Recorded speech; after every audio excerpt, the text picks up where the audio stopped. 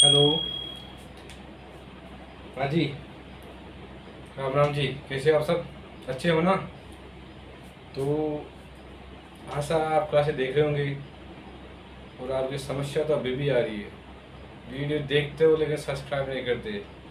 अब आज का वीडियो, आज जो मैं टॉपिक पढ़ाऊंगा ना आपको, वो ऐसा आपको कोई नहीं पढ़ाएगा। क्या? आज मैं संस्कृत का एक टॉपिक है, छंद। तो आपको मैं आज छंद पढ़ाऊंगा। अब वैसे छंद अगर डिटेल से अपन पढ़े ना, तो छंद में कम से कम 3-4 दिन की, 3-4 दिन मान लो, 1-1 घंटे, 3-4 दिन, कम से कम 5-6 घंटे मान लो अगर छंद पढ़े तो। लेकिन फिर भी दिक्कत ये आती है कि कईयों को समझ में आता है, कईयों को नहीं आता है। तो आज की क्लास में मैं आपको छोटी, जितना ज़्यादा हो सके ना उतना छोटा, 15 मिनट 20 मिनट, इससे ज़्यादा क्लास नहीं चाहिए अपनी। तो ऐसी ट्रिक बताऊंगा जिससे आपको पढ़ने में मज़ा आएगा, और पढ़ने में मज़ा ही नहीं, आपको समझ में भी आएगा, और आप ज़िंदगी में कभी भूल नहीं पाओगे। ये मेरा वादा है आपसे। आप एक बार क्लास देख लोगे तो आप कभी भूल नहीं पाओगे।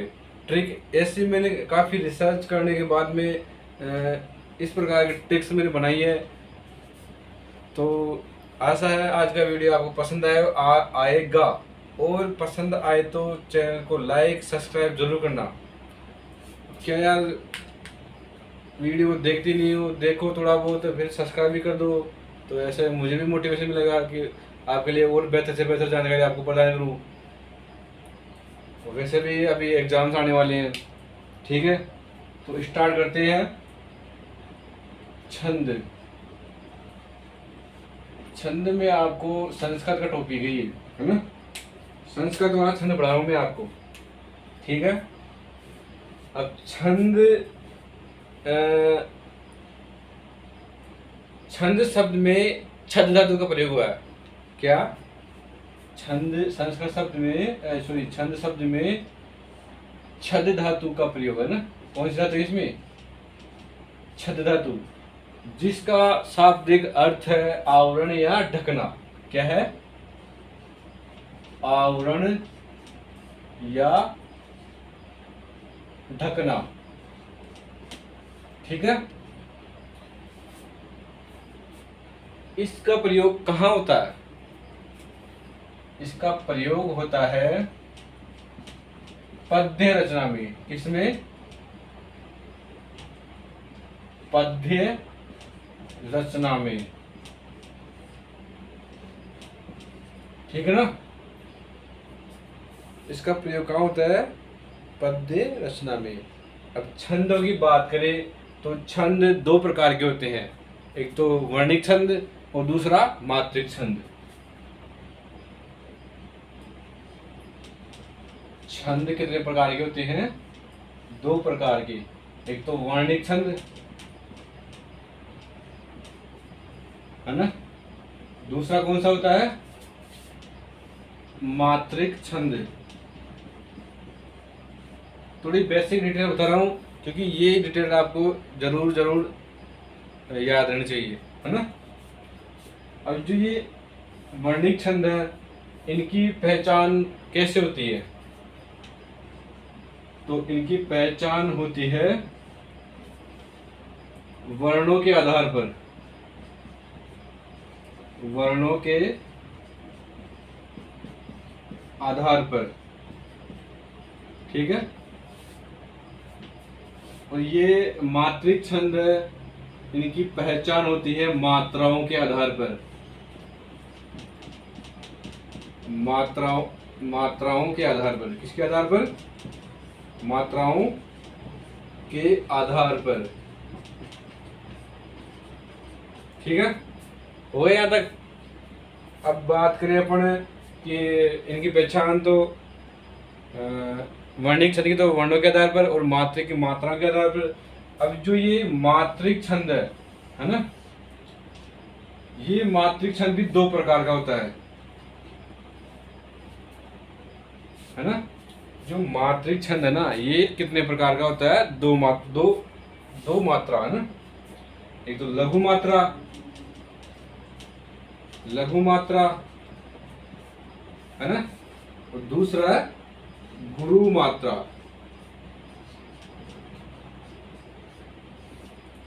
जो लघु मात्रा है ये ह्रस्व स्वरों में लगती है ना, ह्रस्व स्वरों में। अब वो कौन कौन से है, जैसे ए, ई, ऊ छोटा छोटा वाला ये ना, और री और ल, ये री भी छोटा वाला है। जो लघु मात्रा है ना, इसका सिंबल होता है ये वाला, ठीक है। जो गुरु मात्रा है ना, ये इनका प्रयोग कहाँ होता है, दीर्घ मात्राओं में। कहाँ होता है, दीर्घ मात्राओं में। बस मुझे 10-15 मिनट दे दो, आपको ये छंद तो मैं आपको ऐसे रटा दूंगा, ऐसे रटा दूंगा कि कभी जिंदगी में कभी भूल नहीं पाओगे आप, ठीक है। जैसे आ, ए, ऊ, बड़ा वाला ये ना, ये बड़ा वाला री। अब संस्कृत में जो छोटा वाला री है ना, इसका तो ये एक डंडा लगता है ना, और इसके ऐसे डबल डंडे लगते हैं संस्कृत बड़े री के, है ना। ए, आई, ओ और आउ, इसका जो चिन्ह है वो ये है अग्रवाला चिन्ह, ठीक है।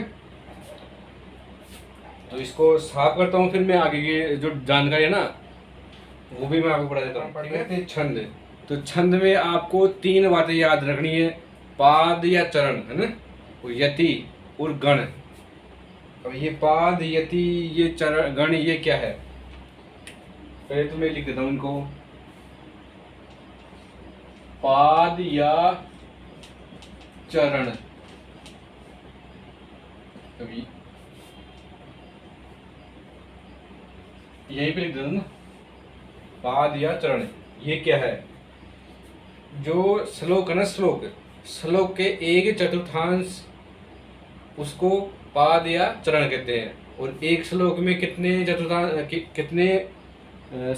कितने चरण होते हैं, 4। एक श्लोक में 4 चरण होते हैं।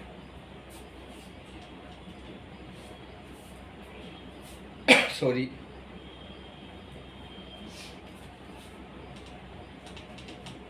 श्लोक के एक चतुर्थांश को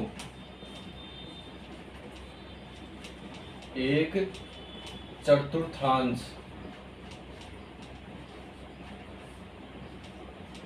ठीक है। अब एक चतुर्थांश में, एक श्लोक में कितने चतुर्थांश होते हैं, 4।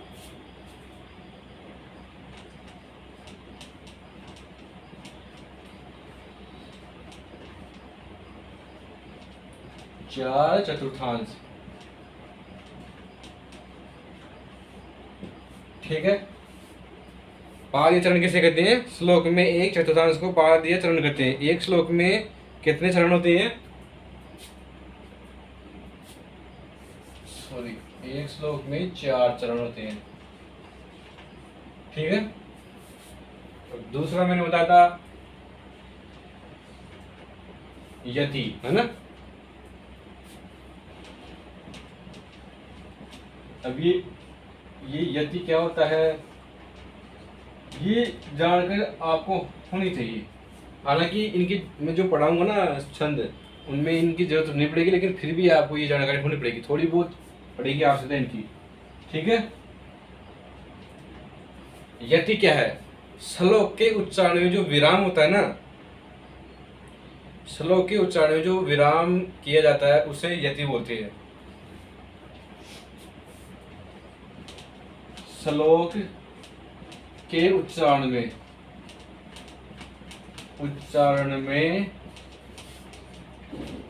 किए गए विराम को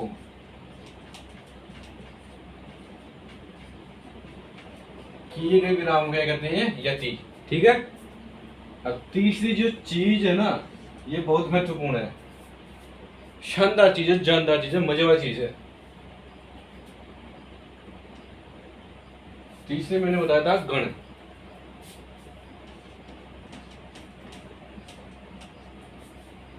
अब ये गण क्या है? गण है जो 3 वर्णों वाला जो समूह होता है ना, उसे ये गण कहते हैं। क्या? 3 वर्णों के समूह को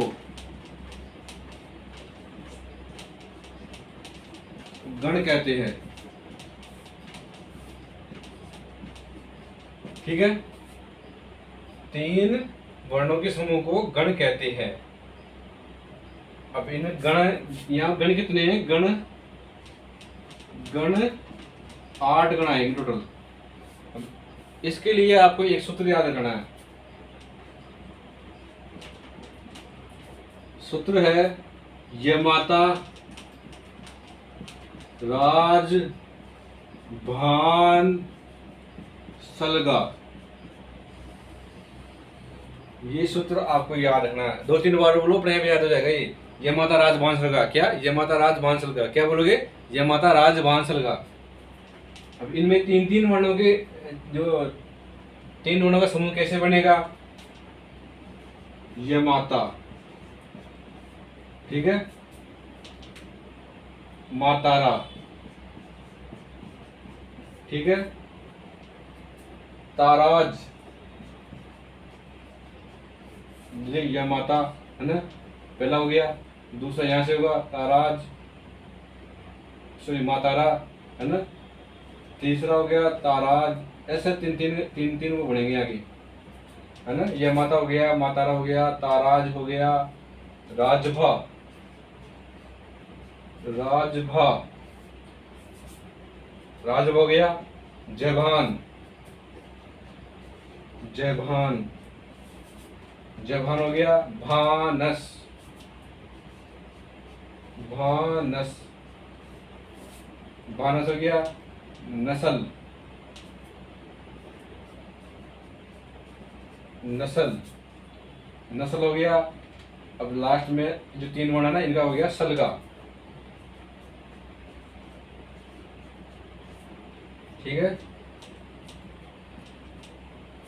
अब इसमें एक चीज यहाँ पे आपको ध्यान देने की बात है। ठीक है, यहाँ पे क्या ध्यान दोगे? यहाँ पे कौन सा गण है? यह गण, ठीक है। यहाँ पे मगण, यहाँ पे तगण, यहाँ पे रगण, यहाँ पे जगण। जैसे यह माता, ये माता, तो यहाँ पे ये गण हो गया। मातारा तो यहाँ पे मगण हो गया। तराज, तगण, राजवा, रगण, यहाँ पे भगण, ठीक है। यहाँ पे नगण, तो यहाँ पे सगण। अब ध्यान देने की बात यह है कि यहाँ पे लघु मात्रा और गुरु मात्रा कैसे क्या है वो अपन देखते हैं। ये माँ, ये तो यहाँ पे दोनों गुरु है। एक तो यहाँ पे है लघु, है ना। लघु को ऐसे इस वाले सिंबल से प्रदर्शित करते हैं। और 2 गुरु मात्राएं, गुरु मात्रा किससे करते हैं? इससे, है ना। ये माता यहाँ पे जहाँ ये दिखे ना आपको, ये गण है। और ये मातारा में 3 गुरु मात्रा है। ताराज में 2 गुरु 1 लघु, राजवा में 1 गुरु 1 लघु 1 गुरु, और जयभान में 1 लघु 1 गुरु और 1 लघु, भानस में 1 गुरु और 2 लघु, नसल में तीनों ही लघु है, सलगा में 2 तो ये लघु मात्रा और 1 गुरु मात्रा। ये आपको याद होना चाहिए। अब मैं जो संस्कृत की जो जितने भी छंद है ना, वर्णिक छंद, मात्रिक छंद जो भी है ना, वो मैं आपको उनकी ऐसी ट्रिक बताऊंगा कि आपको मुंह जुबानी याद हो जाएगा। तो चलते हैं उनके पास, उनकी तरफ। इसको साफ करता हूँ मैं, ठीक है। हाँ जी, अब छंद मैंने लिख दी है। अब छंद अपन ये अब टोटल 13 छंद। तो ये पहले वर्णिक छंद पढ़ेंगे अपन। 13 ये वर्णिक छंद है ना, ये 13 छंद है। अब इनमें आपको क्या याद करना है? अब बस अगर इनको ये बैठ गया ना, बैठने नहीं बैठेगा, ये 100% बैठेगा। अब इतना सिंपल सा आपको बता रहा हूँ। अगर इससे इनसे अगर आपका कोई क्वेश्चन गलत हो जाए ना, तो मुझे कह देना, ठीक है। ठीक है, मुझे कह देना। अब ये अनुष्ठुप छंद है ना, इसमें 8 वर्ण होते हैं।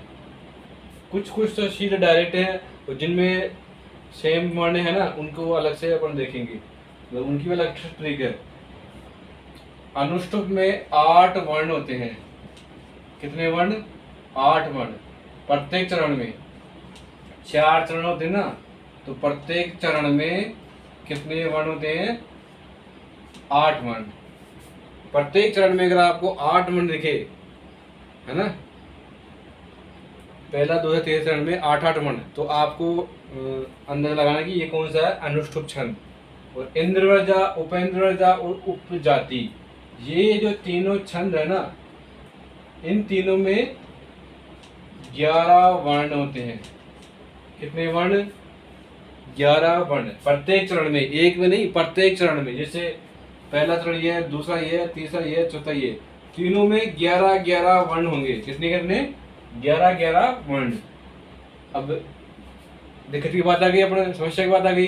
अब तीनों में 11 वर्ण है, तो ये सोचने वाली बात है कि कौन सा उपेंद्रवर्जा है, कौन सा इंद्रवर्जा है, या फिर कौन सा उपजाति है। तो उपेंद्र इंद्रवर्जा में आपको याद रखना है, इसका जो पहला वर्ण है ना, वो कौन सा होगा? गुरु। पहला वर्ण, पहला वर्ण इसका होगा, कौन सा होगा? गुरु। और जो दूसरा है ना उपेंद्रवर्जा, इसमें पहला वर्ण होगा लघु। पहला वर्ण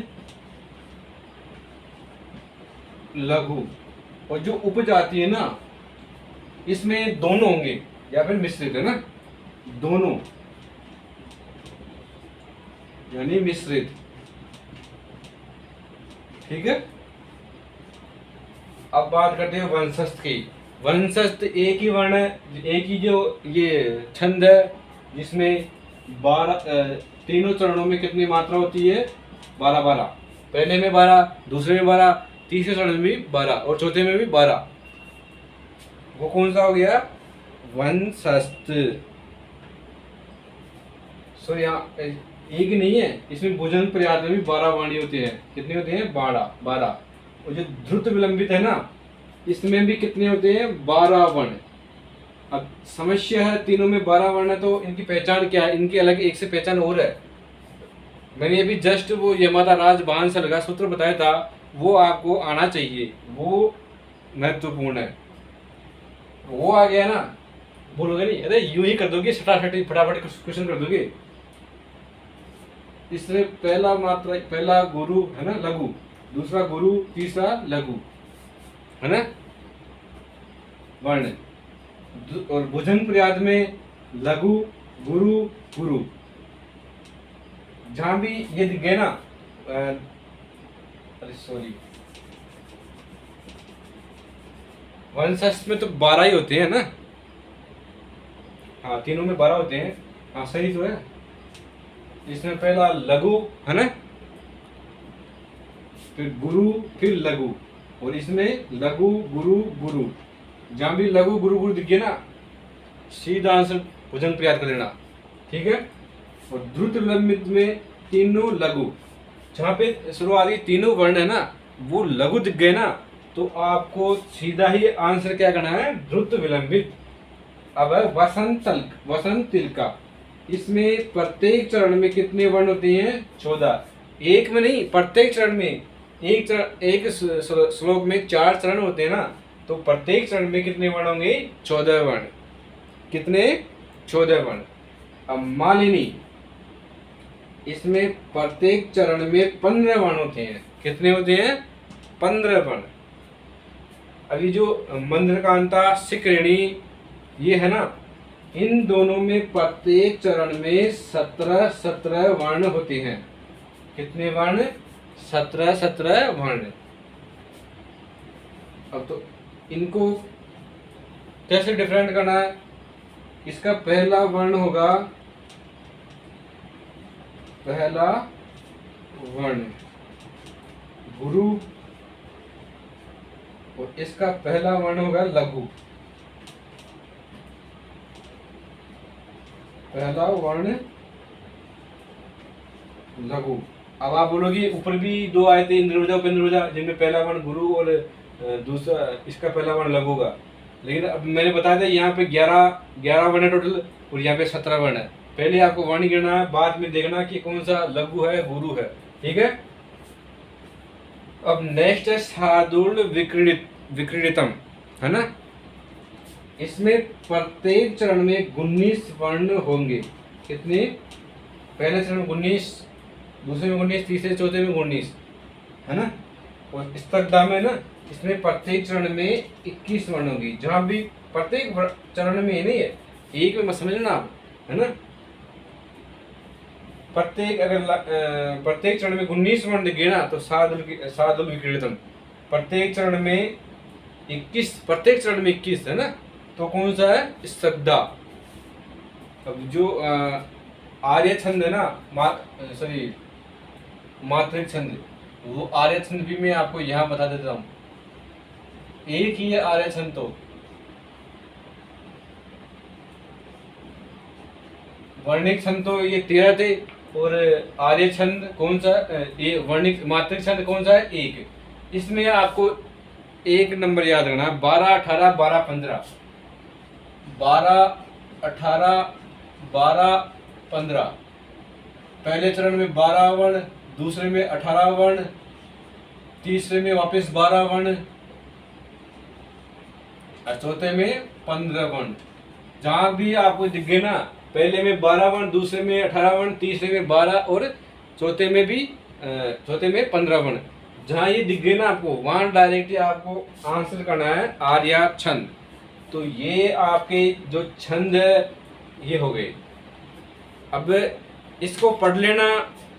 अगर आपको लगता है ये सही नहीं है तो कोई सा भी क्वेश्चन उठा लेना, किसी भी छंदों का जो भी क्वेश्चन है ना, क्वेश्चन उठा लेना। उनमें पहले इसको देखना और फिर उसको देखना, मिलाना, इसमें कैसे क्या आ रहा है उसमें देखना, फिर इसका आंसर देखना, इसका आंसर क्या आएगा, उसका आंसर देखना क्या आएगा। दोनों का सेम ना जाए तो मुझे बोल देना, ठीक है। तो आज की क्लास में इतना ही। आशा करता हूँ आपको क्लास अच्छी लगी होगी। क्लास अच्छी लगे तो लाइक, सब्सक्राइब और एक प्यारा सा कमेंट जरूर कर देना। क्या? एक प्यारा सा कमेंट, सब्सक्राइब कर देना यारो। थोड़ा बहुत मुझे खुश फीलिंग मिलेगी, आप खुशी मिलेगी, हाँ भाई इतने बच्चों ने ऐसा किया। तो इससे आपके लिए आगे और इससे बेहतर से बेहतर क्लास आपको सामने प्रस्तुत करूँ, ठीक है। लोगों को शेयर कर दिया करो ताकि जो लोग क्लास कोचिंग नहीं ले पाते उन तक अपनी वीडियो पहुंचे और उनको ये जानकारी पहुंचे, है ना। तो सबका सोचो यार, सबके पास पहुंचाओ अपनी वीडियो को। तो आशा ये क्लास, ये मेरी मेहनत है ना, ये फायदा हो जाएगी, इसका कुछ ना कुछ मुझे मिलेगा आपसे, ठीक है। धन्यवाद, मिलते हैं नेक्स्ट क्लास में। धन्यवाद।